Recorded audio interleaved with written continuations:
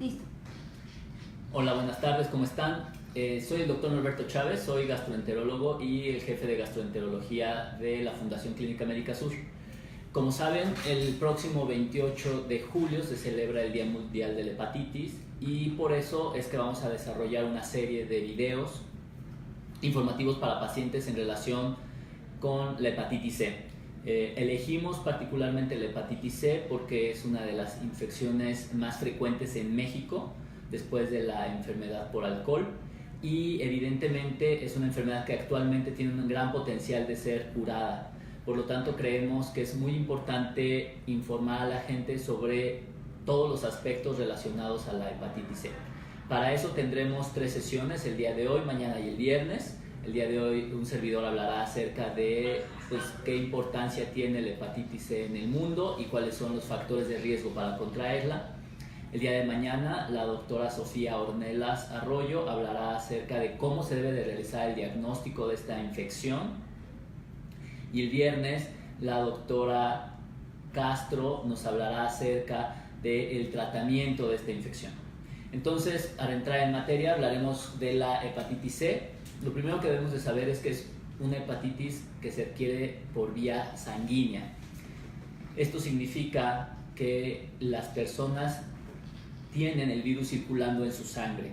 Si bien el daño del virus se da únicamente en el hígado o primordialmente en el hígado, hay algunas manifestaciones en otros órganos, pero sin duda el más importante es a nivel hepático. El virus circula en la sangre de todos los órganos. Por lo tanto, las vías de transmisión tienen que ver con la contaminación de fluidos como la sangre primordialmente.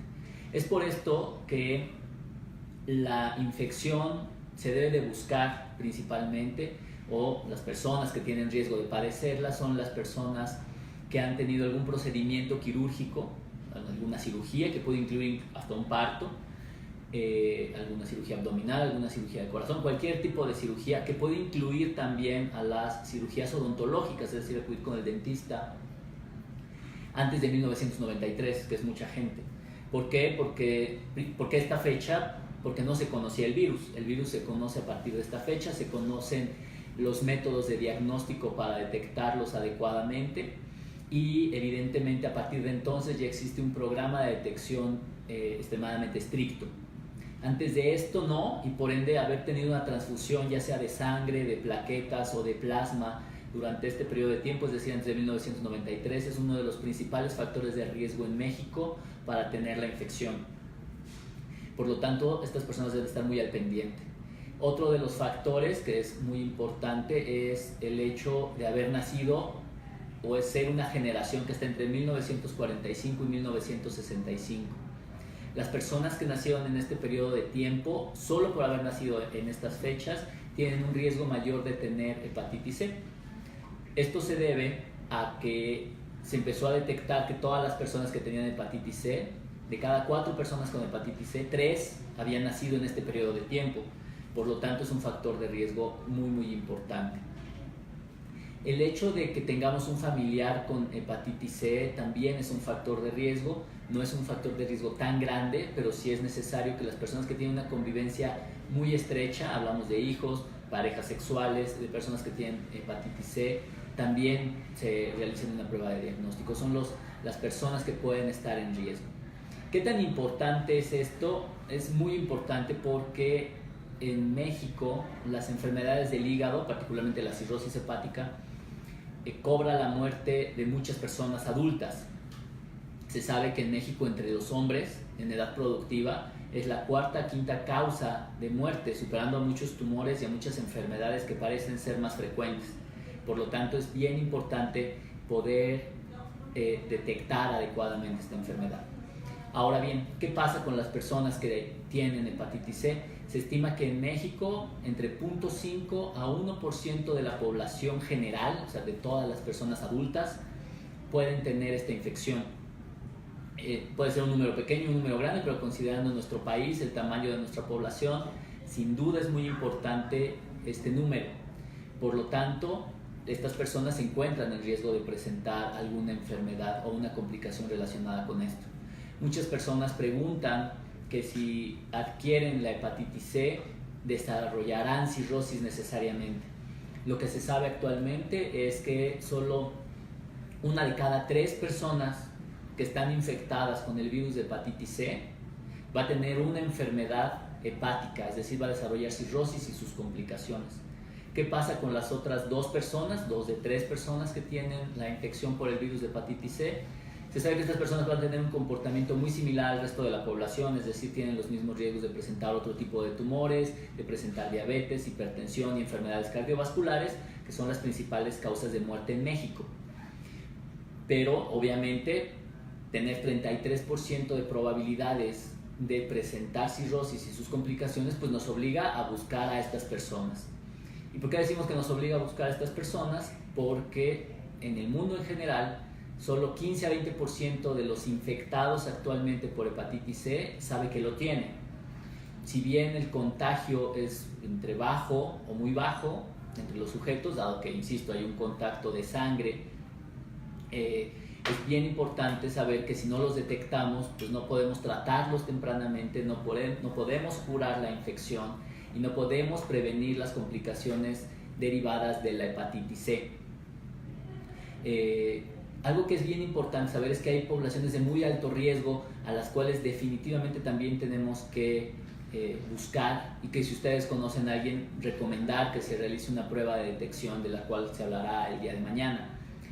¿Cuáles son estas personas? Las personas que están en cárceles. Se sabe que en estos lugares la frecuencia es mucho mayor. Las personas que se encuentran en hemodiálisis. En estas personas las máquinas de hemodiálisis muchas veces pueden estar contaminadas y es muy importante saber que no se tenga la infección. Y si es que se tiene, avisar, porque obviamente se debe seleccionar a los pacientes para que no se contagien otros pacientes. Como les comenté también, las personas que están en grupos de edades de alto riesgo, insisto, las personas entre 1945 y 1965, es muy importante que se realicen una vez en la vida este tipo de pruebas. Y personas que utilizan drogas intravenosas. Los usuarios de drogas intravenosas, anteriormente solo se consideraban las drogas intravenosas, pero también drogas como la cocaína son factores de riesgo para la búsqueda de este virus. Y todo esto comparte el factor primordial, que es el contagio con sangre, ¿de acuerdo? Esto es lo más importante. ¿Por qué insisto tanto en el contacto de la sangre? Porque las personas que tienen hepatitis C tienen mucho temor de contagiar a sus familiares y a sus seres queridos con esta infección. Pero evidentemente las lágrimas, la saliva, los abrazos, las células de la piel, etcétera, el cabello, no son medios por los cuales se contagien las personas. Por lo tanto, las personas que tienen hepatitis C y que no tienen un contacto sanguíneo con otras personas deben de tener una vida completamente normal. Entonces, como pueden ver, la infección es muy importante, y algo que debemos saber también en relación con la infección es que si ya se sabe que se tiene hepatitis C, debemos estar 100% seguros de que no se tengan otros virus que comparten las vías de infección, como cuáles. El más importante es el virus de inmunodeficiencia humana, el VIH, y el virus de hepatitis B. Esto significa que cualquier persona que tenga uno de estos 3 virus debe de buscar los otros. Ejemplo, si una persona tiene VIH, debe de buscar si tiene virus B o virus C.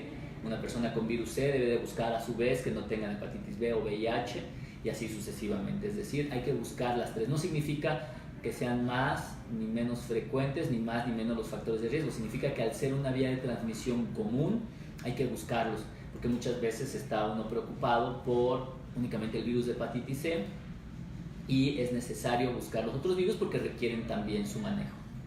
Entonces, como se puede ver, no es tan difícil poder identificar a las personas que se encuentran en riesgo para tener esta infección. Pero dado que es una infección que, como se verá el día de mañana, no da una gran cantidad de síntomas, puede pasar indolora, asintomática, absolutamente no da ninguna alteración por muchos años. Y dado que se requieren decenas de años, 20, 30, 40 años, para llegar a la cirrosis hepática, y muchas veces esa suele ser la principal manifestación, es bien importante insistir en los factores de riesgo que ya se comentaban. En México, la forma en que más frecuentemente se dan cuenta que tienen hepatitis C es cuando ya tiene cirrosis y sus complicaciones el paciente. ¿Qué significa esto? El ejemplo que yo les quisiera poner, a lo mejor es un poco tal vez exagerado, pero sí nos habla de la potencialidad de la enfermedad. Cuando uno tiene una predisposición a un tumor canceroso, por ejemplo cáncer de colon, si uno lo detecta en la fase temprana, que es un pólipo en el colon, lo elimina y se curó todo. Es decir, es un pólipo que no daba síntomas. Esto significa que cuando uno detecta la enfermedad en etapas sin síntomas, se puede hacer mucho. ¿Qué pasa? Mismo ejemplo, cáncer de colon, una persona que ya acude al médico porque tiene una obstrucción intestinal, porque hay un sangrado, porque hay pérdida de peso, etc. Es muy probable que ese tumor esté fuera de manejo. Pues algo así pasa con la hepatitis C. Si nosotros detectamos a los pacientes, y pongo un ejemplo, un paciente joven, 25, 30 años, que tiene hepatitis C actualmente, que no tiene ningún grado de daño hepático, el manejo, el tratamiento de este paciente lo va a curar por completo. Es decir, vamos a prevenir todas las complicaciones derivadas de la hepatitis C y de la cirrosis. Pero ¿qué pasa cuando estamos hablando de un paciente, como es prácticamente la norma en México, que se detecta cuando ya tiene cirrosis hepática, es decir, cuando presenta un sangrado variceal, es decir, una hemorragia digestiva, cuando presenta alteraciones cerebrales como la encefalopatía, cuando presenta agua en el abdomen, lo que se conoce como ascitis? Cuando ese paciente llega ahí, no significa que no se pueda hacer nada, todavía se debe de trabajar mucho con estos pacientes, pero evidentemente nuestro rango es mucho más pequeño. Lo que podemos hacer para mejorar a estos pacientes es mucho menos a lo que podemos hacer cuando detectamos a un paciente de manera temprana. Incluso cuando nosotros damos tratamiento para los pacientes que ya tienen cirrosis y sus compensaciones, el beneficio de ese tratamiento es bastante reducido. Por el contrario, cuando nosotros tratamos a un paciente que no tiene ningún daño, que está asintomático, es probable que su vida no se vaya a ver jamás afectada por esta infección viral. Es por esto que es bien importante conocer por completo todas las vías de transmisión, los factores de riesgo, y evidentemente a lo largo de los días pues ver qué opciones tenemos para el diagnóstico y el tratamiento, porque si no los conocemos pues va a ser muy complicado poder atacarlo, poder detectarlo y poder tratarlo correctamente. Hay historias que son desafortunadas porque hemos tenido pacientes que alguna vez fueron a donar. Esto es otra situación que es bien importante. Si ustedes han ido a donar y en algún momento les dijeron que ya no son candidatos porque encontraron algo en sus estudios de sangre, hay que estar seguros de que no sea hepatitis C. He tenido pacientes en los cuales acuden ya por manifestaciones de cirrosis hepática y que les habían dicho hace algunos años, y no pocos, hace 20 o 30 años, que al momento de querer donar no tenían la posibilidad de hacerlo porque parecía que era algo anormal en sus estudios, y bueno, lo dejaron pasar porque como obviamente, y como les decía, no duele, no se siente, no da ningún síntoma, pues obviamente este paciente dejó pasar su cuadro infeccioso hasta que llega una manifestación como es la cirrosis hepática. Pues bien, les invito también, aprovechando, a que nos envíen sus preguntas. Si tienen alguna pregunta, por favor pueden enviarla a través del foro o la página de Facebook. Y si hubiera alguna pregunta que me pudieran pasar para contestarla de una vez, tenemos algunas preguntas que han estado enviando, que esto es lo más importante, saber exactamente qué es lo que les interesa saber en relación con esto. Algo que preguntan que es muy importante es que si esto causa problemas con la piel. Sí, la verdad es que hay manifestaciones cutáneas que justamente los dermatólogos son los que se dan cuenta. Es raro que un médico de primer contacto, incluso un gastroenterólogo, se dé cuenta de las manifestaciones cutáneas o manifestaciones en la piel que puede tener el virus de hepatitis C. Y sí puede dar este tipo de alteraciones. Por lo tanto hay que estar pendiente. Por eso, como casi cualquier lesión, si ustedes tienen una lesión cutánea que no está respondiendo correctamente, una lesión cutánea crónica, es importante acudir con el dermatólogo porque obviamente tiene el conocimiento para poder identificar cuáles son los factores relacionados con la misma. Algo que preguntan y que es bien importante es que este paciente dice que lo transfundieron hace un año. ¿Cada cuánto tiene que hacerse estudios y si se tiene que vacunar?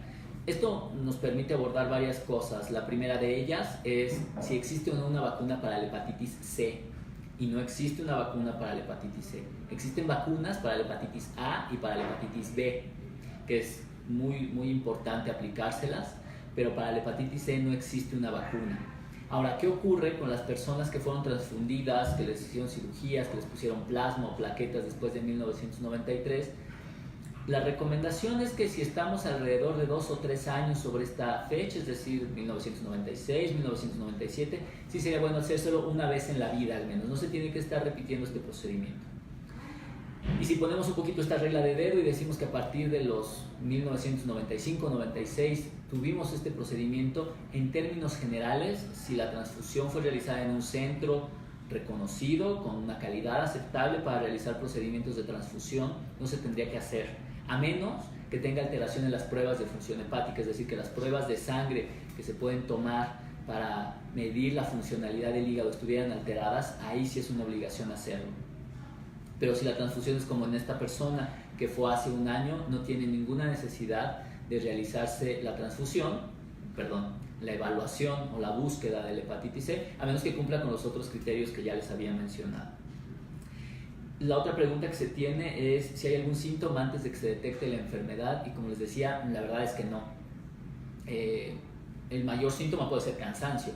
Sin embargo, el cansancio, pues, como bien saben, puede ser atribuido a una infinidad de factores, y por lo tanto no hay un síntoma así específico con el cual digamos, esta persona tiene hepatitis C.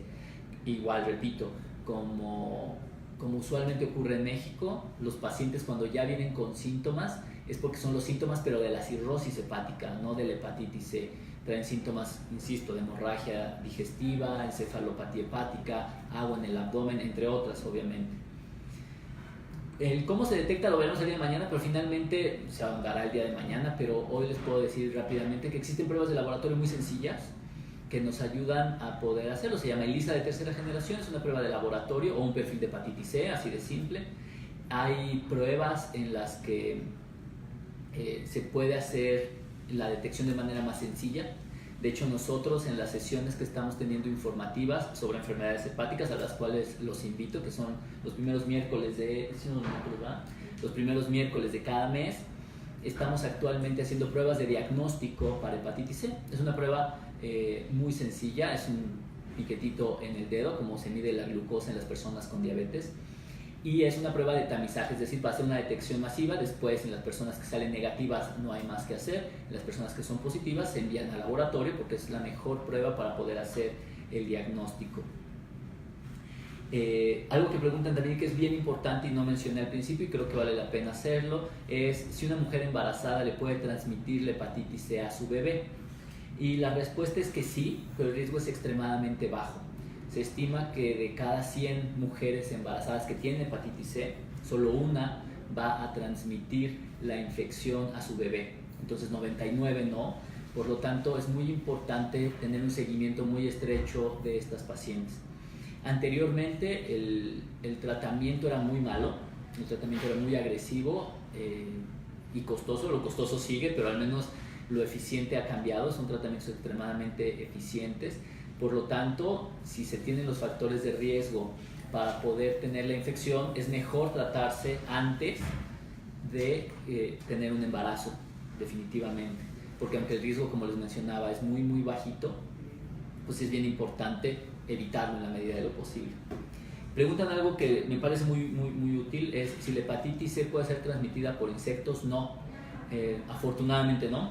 La verdad es que es una infección que se transmite de humano a humano, o bueno, podría ser de primates a humanos, pero esto es extremadamente raro, ¿no? En general la transmisión es de humano a humano, e insisto, incluye un contacto muy estrecho, actividad sexual, compartir agujas en drogadictos intravenosos o material quirúrgico que no fue esterilizado correctamente. En este sentido, hay familias enteras que todos están infectados porque, en este caso particular que tengo, la familia fue atendida por el mismo odontólogo y no tenían los mismos cuidados para la esterilización de sus equipos, y obviamente toda la familia fue infectada. Pero entonces, como les digo, es un contacto humano-humano, implica la participación del ser humano y no otro tipo de vectores como insectos u otro tipo de cosas.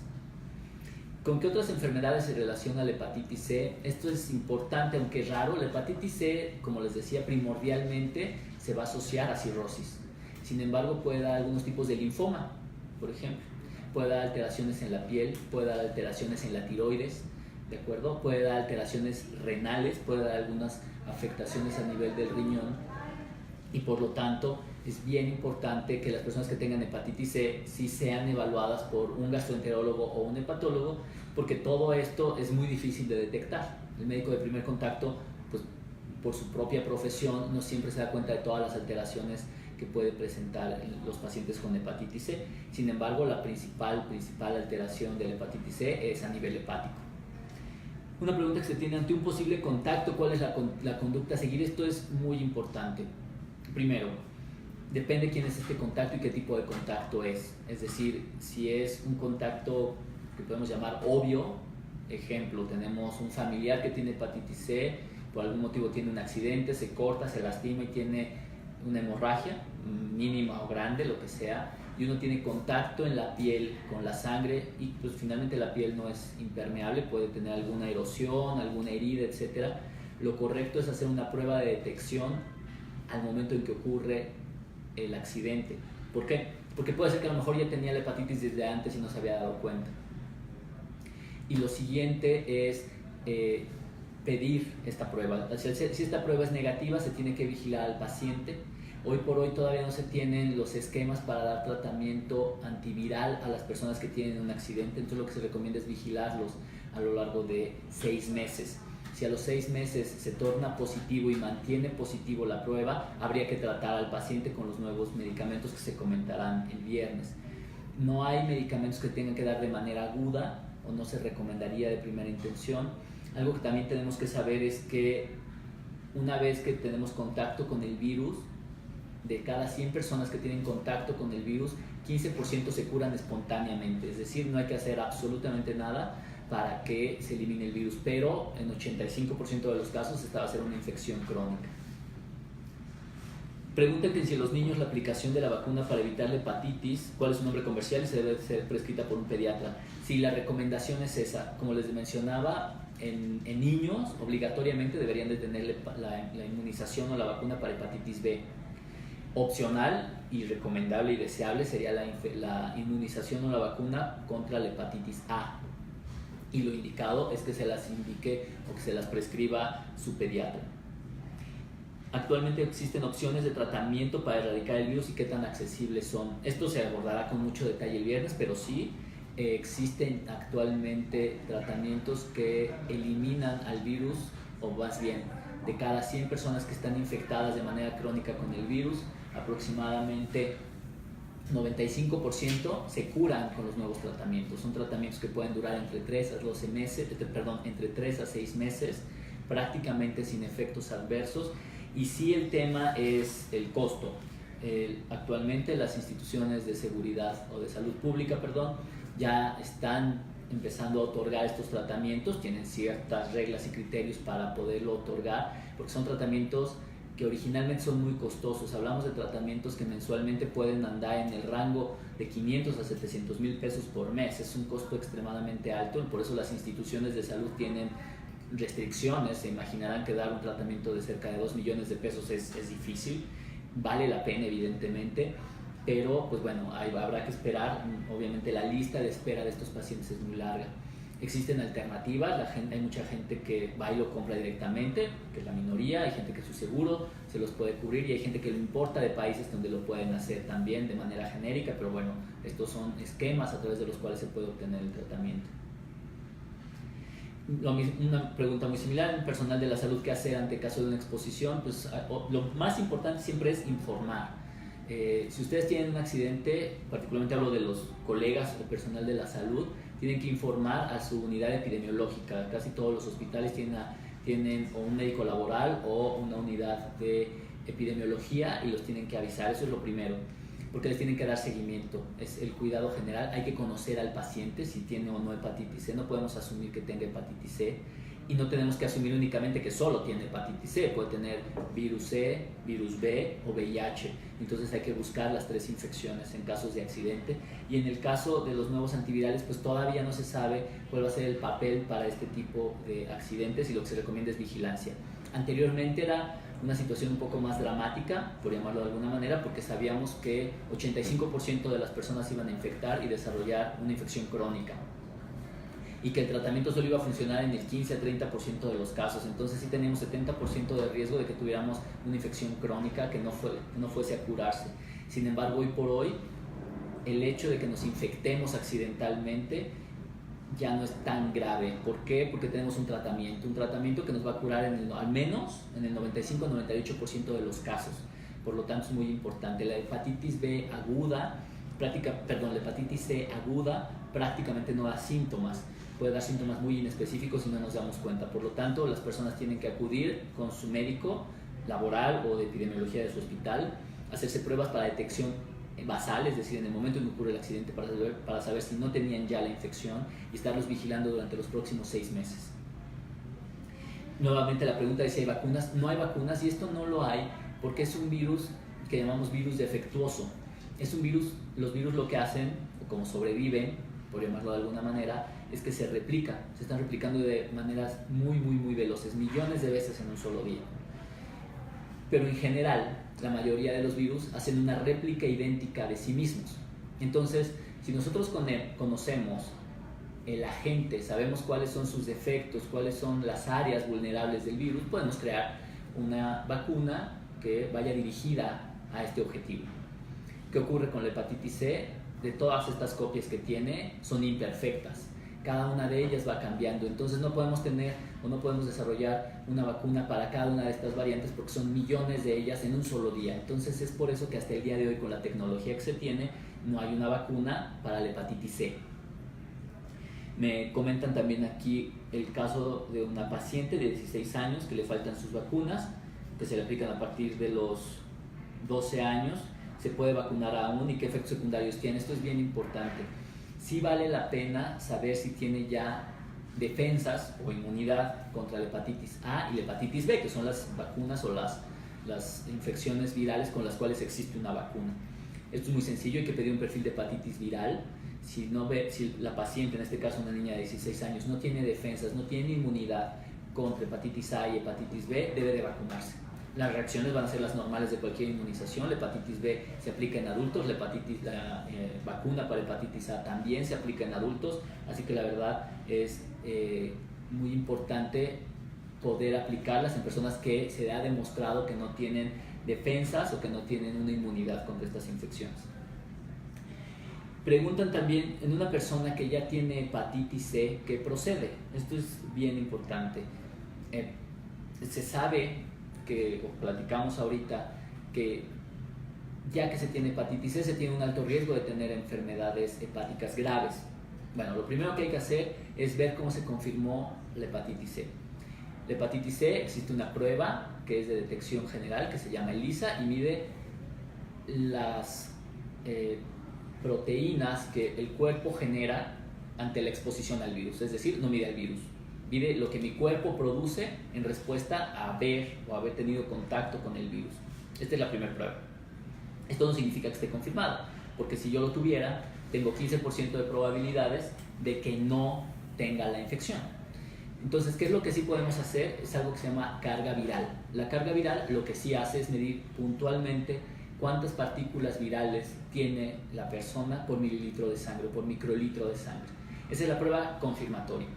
Ya que sabemos cuántas centenas, miles o millones de partículas virales tiene la persona, tenemos que saber cuál es el genotipo o qué familias de virus son las que están infectando al paciente. Hay 6 tipos al menos, la más frecuente es la 1 en México, pero es importante saberlo porque de esto depende el tratamiento. Una vez que ya sabemos que tiene hepatitis C, lo siguiente es conocer el impacto que tiene a nivel hepático, es decir, cuál es el daño hepático por el virus. Para esto hay muchas formas de hacerlo, una biopsia hepática, marcadores de fibrosis, etcétera, que nos ayudan a medir el daño que puede haber estado ocasionando el virus o no. Y una vez que se tiene este diagnóstico, podemos establecer un tratamiento.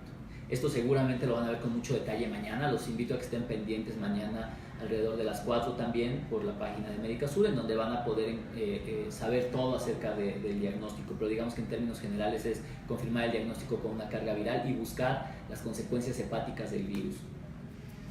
¿Cómo protegerse de la hepatitis C? Aquí hay 2 escenarios primordiales. Aquellas personas que tienen contacto frecuente con sujetos que tienen hepatitis C y aquellos que no, es decir, población general. En la población general es bastante simple.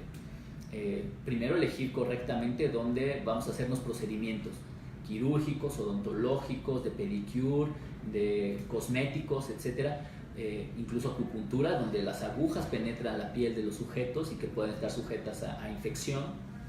Esto es lo primero, o sea, buscar lugares de calidad que aseguren la esterilidad de los equipos. Tatuajes, por ejemplo, perforaciones, etcétera, es bien importante evitar lugares que se vean pues, de dudosa procedencia o que no aseguren la esterilidad de los equipos.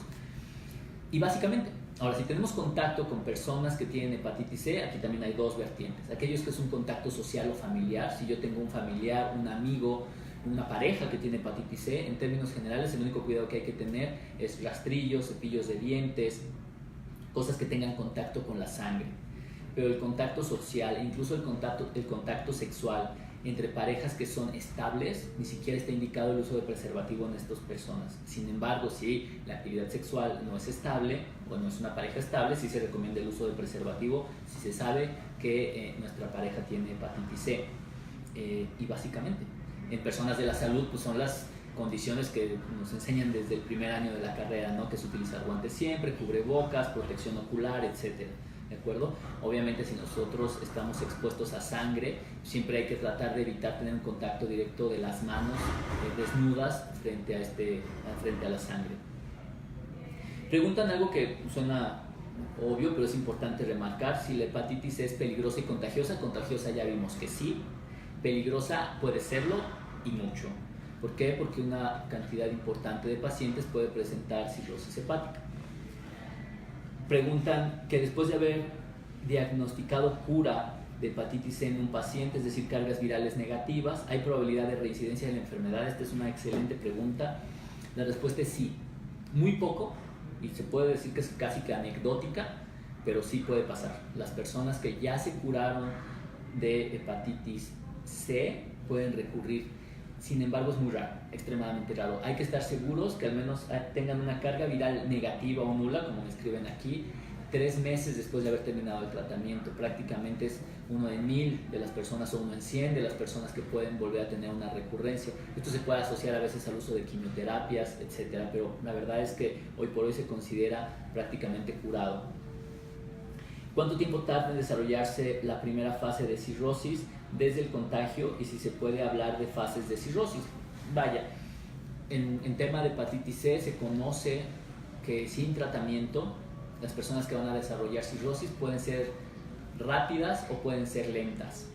Si son rápidas, se van a tomar alrededor de 20 años en desarrollar cirrosis hepática. Si son lentas, o llamamos fibrosadores lentos, se pueden tomar hasta 40 años en desarrollar la infección. Por lo tanto, hay que estar muy pendientes porque como es muy lento, no nos damos cuenta. Si fuese algo muy rápido, probablemente podrían haber síntomas que nos ayuden a detectarlo. Y acerca de las fases de la cirrosis, si las hay, algo que ocurre muy frecuentemente y que habla acerca de la mala atención que está teniendo un paciente es que le digan el porcentaje de daño hepático que presenta. Esto no existe, eso sí no existe. ¿Qué es lo que sí existe? Es las fases de la cirrosis dependen de varias cosas, primordialmente de las complicaciones que presenta. Esto significa que entre más complicaciones tiene un paciente, es más probable que pueda presentar mayor daño y obviamente la supervivencia de estos pacientes sea menor. La siguiente es, vamos muy bien en tiempo. Una vez confirmado el panel viral hacia hepatitis C, supongamos que en agudo, ¿cuál es la vigilancia inicial y posteriormente? Si hay alguna inmunoglobulina, es decir, algún tipo de prevención o algo que hacer sobre el proceso inflamatorio. Esto suena un poquito complejo, pero trataré de resumirlo. Si el paciente no está seguro de que tenga hepatitis C crónica o no, esta es la primera pregunta. ¿Cómo saberlo? La pregunta es si la carga viral es positiva después de 6 meses. Si el paciente tiene 6 meses con una prueba positiva, ya es una infección crónica. Y bajo este escenario nos vamos a lo que platicamos previamente, detección del daño hepático y la evaluación para el tratamiento correcto de la hepatitis C. Pero, por ejemplo, en casos en que es que el paciente tiene que repetir las pruebas de diagnóstico 6 meses después. Si 6 meses después persisten positivas, ese paciente tiene una infección crónica y debe ser tratado en consecuencia. Algo que preguntan es que si tiene cirrosis biliar, aunque no es propiamente el tema que debo comer. Para esto tenemos una plática que se dio la semana pasada en la página de Facebook. Van a encontrar esta información en la parte de gastroenterología de nuestra página de Médica Sur. También lo van a encontrar y es todo un tema. Esto es un tema que evalúan de manera correcta y de muchísimo mejor manera los nutriólogos. Algo que sí les puedo adelantar es que esto no se puede solucionar aquí. O sea, una persona que tiene cirrosis hepática tiene o debe tener una evaluación por un nutriólogo, porque es un manejo extremadamente complejo. O sea, no se puede tratar a un paciente con una lista de alimentos que puede o no puede comer. El paciente tiene que ser muy individualizado, perfectamente evaluado, además de que su dieta va a cambiar a lo largo del tiempo, dependiendo de la fase en que se encuentra de su enfermedad, puede, o más bien no puede, su dieta va a ser distinta. Pues bien, creo que con esto terminamos. Voy a resumir diciendo cuáles son los factores de riesgo más importantes para que los tengan en mente, para que los anoten, para que los compartan. Esto es bien importante. Si ustedes conocen a alguien que tenga alguno de estos factores de riesgo, por favor compártanselos. El primero es tener una cirugía, un procedimiento invasivo, una transfusión de sangre, plaquetas o plasma antes de 1993. El segundo es tener o ser usuario de drogas intravenosas o inhaladas. El tercero es haber nacido entre 1945 y 1965. Y el cuarto es que tengamos contacto estrecho con alguna persona que tiene hepatitis C. Todas estas personas requieren al menos una vez en la vida una evaluación de hepatitis C. Es bien importante porque aunque sea el 0.5 al 1% de la población que está afectada, tienen una potencialidad, 1 de cada 3 personas, de desarrollar cirrosis hepática y sus complicaciones. Así que bueno, espero que esto les sea de utilidad. El día de mañana escuchen la plática sobre el diagnóstico. Se va a ahondar detalladamente sobre todo el tema del diagnóstico. Puede ser que se repitan algunas cosas, pero no importa. Desafortunadamente siempre que hablamos de hepatitis solo lo hablamos una vez cada 1000 años, o cada año al menos en este caso, pero recuerden que es una de las principales causas de muerte en México y en el mundo, y por lo tanto sé que es una enfermedad estigmatizada porque siempre se ha asociado al alcohol, pero hoy por hoy no tiene que ser así y tenemos que estar muy pendientes de todas las potenciales complicaciones que pueden presentar los pacientes con hepatitis. Los invito a que compartan esto, a que si tienen más preguntas nos las hagan llegar a través de la página de Facebook, y nos vemos el día de mañana. Hasta luego.